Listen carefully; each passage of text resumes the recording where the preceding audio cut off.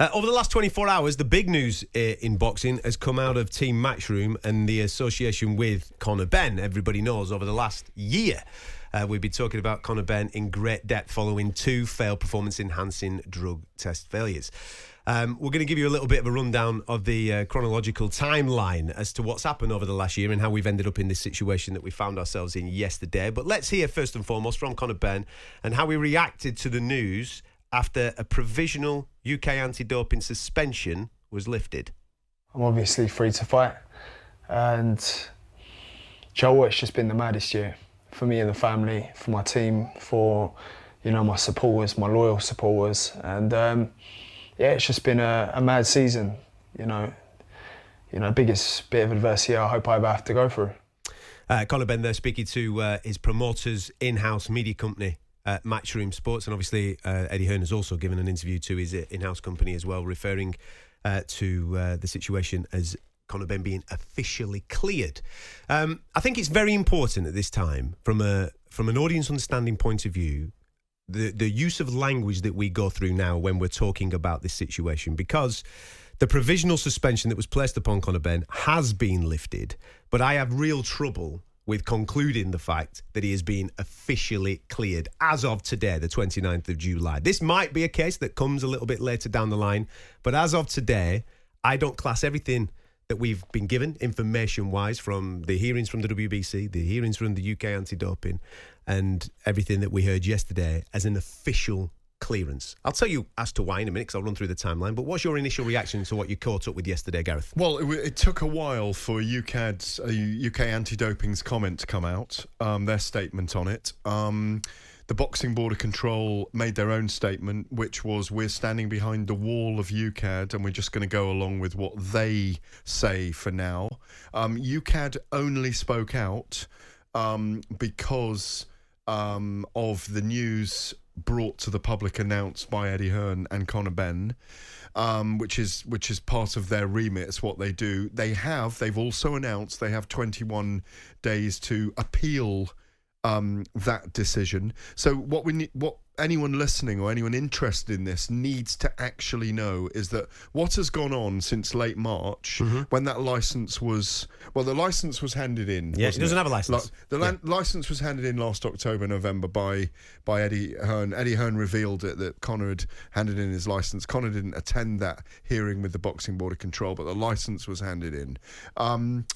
That in the hearing, when they took their case to UKAD, you have a sporting arbitration panel who are effectively like the judge, okay? Yeah.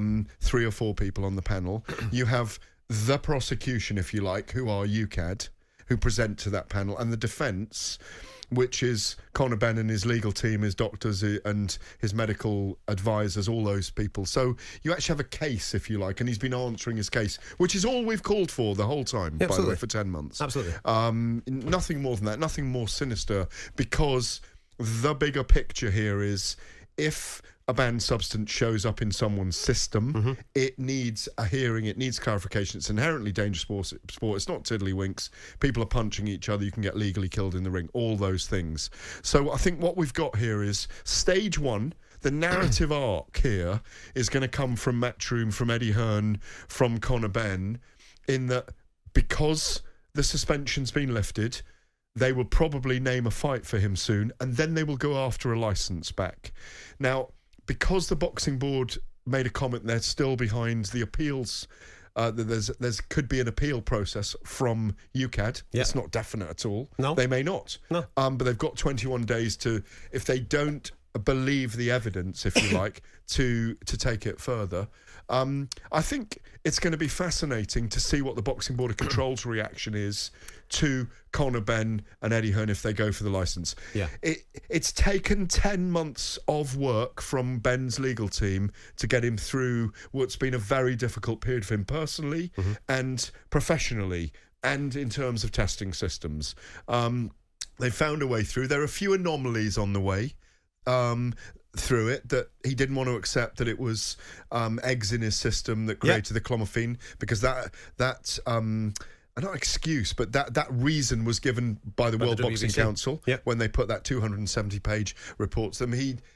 maybe emotionally kind of retorted at that he wasn't going to accept that as the reason. But on one of the shows here, I think it was White and Jordan, when Renee Catterall and Ben's latest doctor came on, they explained they'd found medical evidence that what he'd ingested, or the clomiphene, the metabolites of the clomiphene in his system were from food and not a pill. Yeah. So that evidence has obviously gone forward. Yeah. And so the tribunal has probably accepted that, and UKAD have withdrawn their suspension. This is what I believe has happened.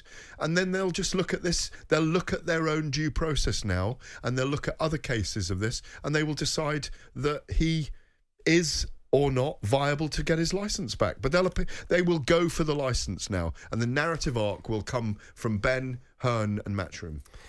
I think we're in a really dangerous position with what is happening in this particular case. And it is an unusual case because we've got to remind ourselves that there are 2 failed performance-enhancing drug tests.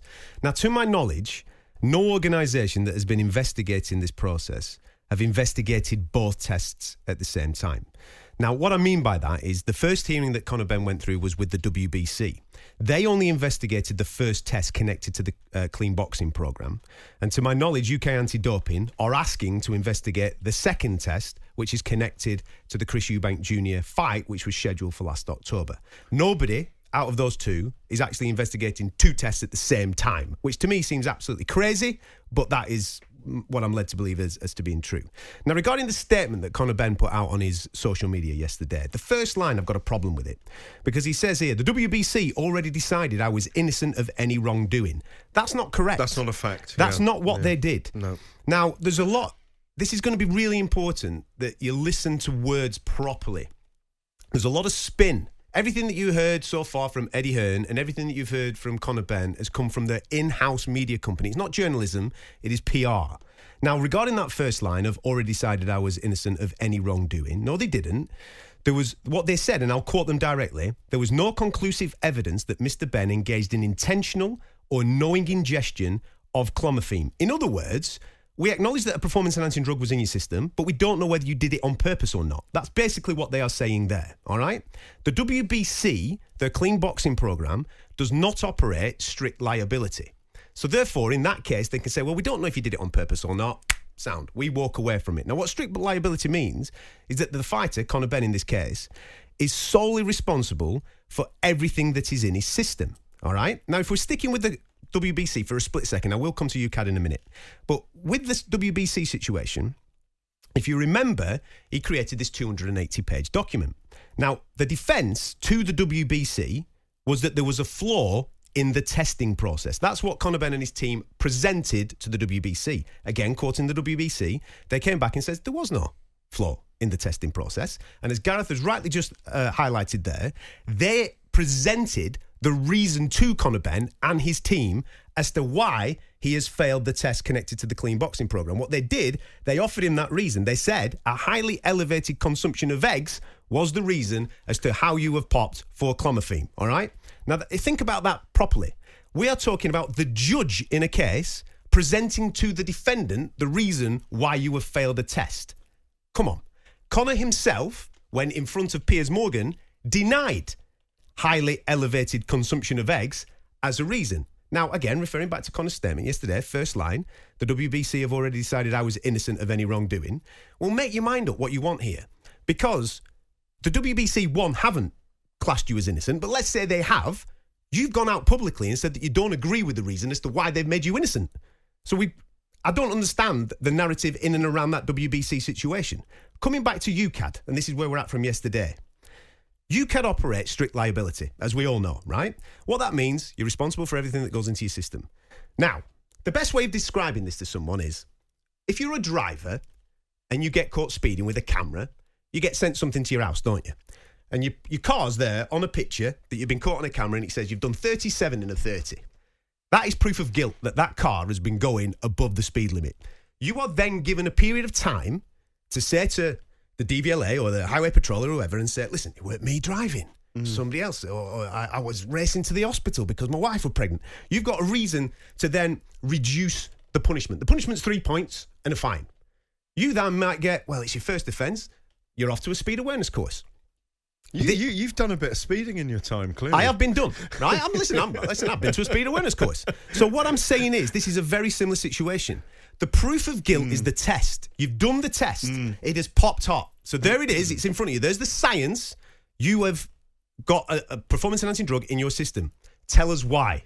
Because UKAD, under strict liability, they're giving you a 4-year ban at this moment in time until you can tell us that you haven't done that on purpose. So then there is a process to go through. Normally, people come and they present and say, oh, mate, I've eaten something or I've done this or I've done that. And UKAD will reduce that punishment to 2 years. We've seen it on countless of times. Right. Now, this is where the problem is, in my opinion, for this case, because Conor Benn has publicly gone out and said it wasn't a highly elevated consumption of eggs, food or anything like that. It's a flaw in the testing process, which the WBC have already told you it's not a flaw in the testing process. So there's loads of contradictions on this narrative along the way.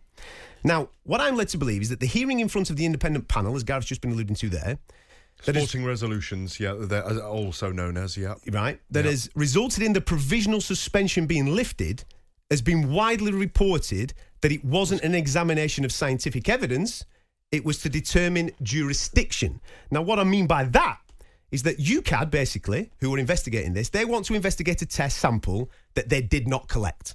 That sample was collected by voluntary anti-doping. The fighter, as Gareth rightly just pointed out, does not currently hold a British Boxing Board of Control licence.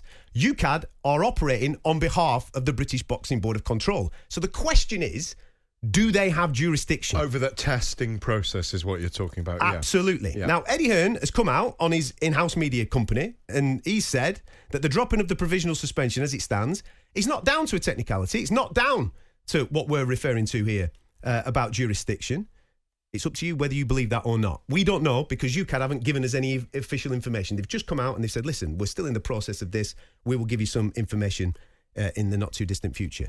Now, if this, and this is my take now, this is my roundup for it.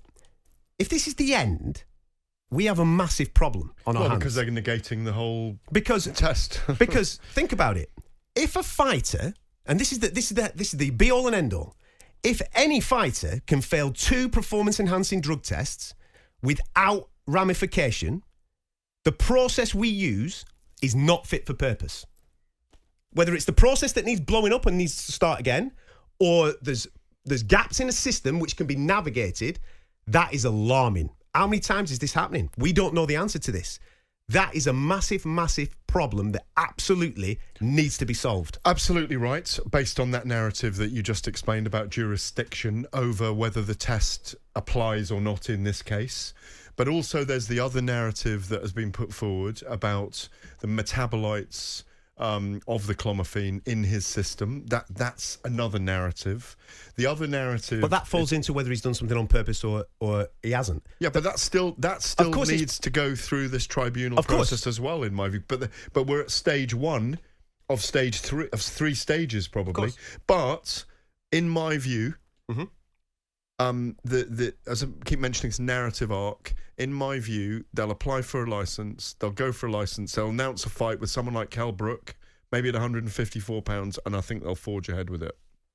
Be interesting to see what the reaction is from the British Boxing Board of Control as to whether they will grant a licence or not. But maybe they've got an in now because that has been provisional suspension has been lifted. Yeah, it's a very complex case. It's that you cannot solve it on 140 characters on Twitter, which a lot of people are doing at the moment. It's a very complex case, and so and it's going to take time to unravel. It's very complex. It's very important for boxing. Absolutely.